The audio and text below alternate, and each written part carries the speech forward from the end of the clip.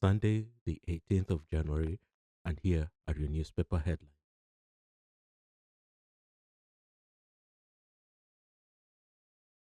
We start with the bombshell that dominated Westminster this week.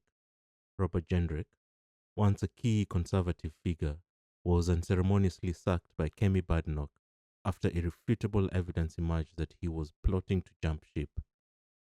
He emerged hours later at a Reform UK press conference, hailed by Nigel Farage as his latest Christmas present.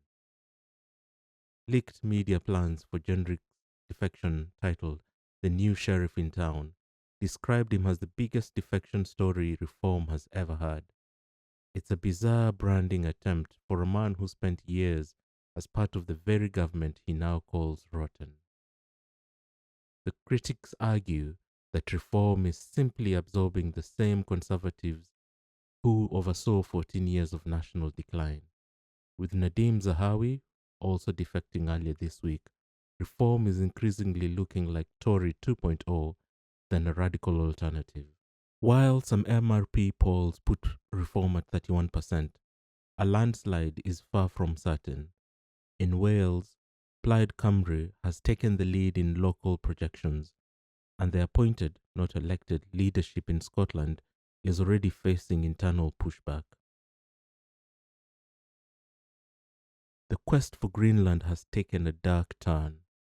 President Trump has threatened a 10% tariff on imports from the UK and 7 European nations starting February 1st, rising to a staggering 25% by June if Denmark doesn't agree to sell the territory. Prime Minister Keir Starmer and French President Emmanuel Macron have slammed the move as completely wrong and unacceptable. Thousands have marched in Greenland's capital, Nuuk, chanting that their land is not for sale. In a move some call a kissing of the ring, Venezuelan opposition leader Maria Corina Machado met Trump at the White House this week, even presenting him with her Nobel Peace Prize medal.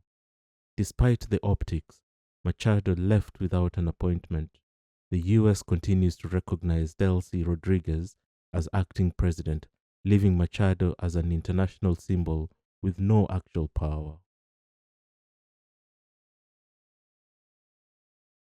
On the local front, Prince Harry is back in the headlines for a lonely trip home, highlighting the deep rift that remains between him and the royal family.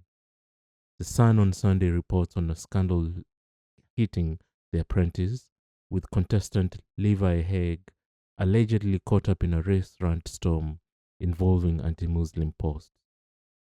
And Lucy Letby continues her legal battle to clear her name, with her team reportedly preparing new arguments to challenge her convictions.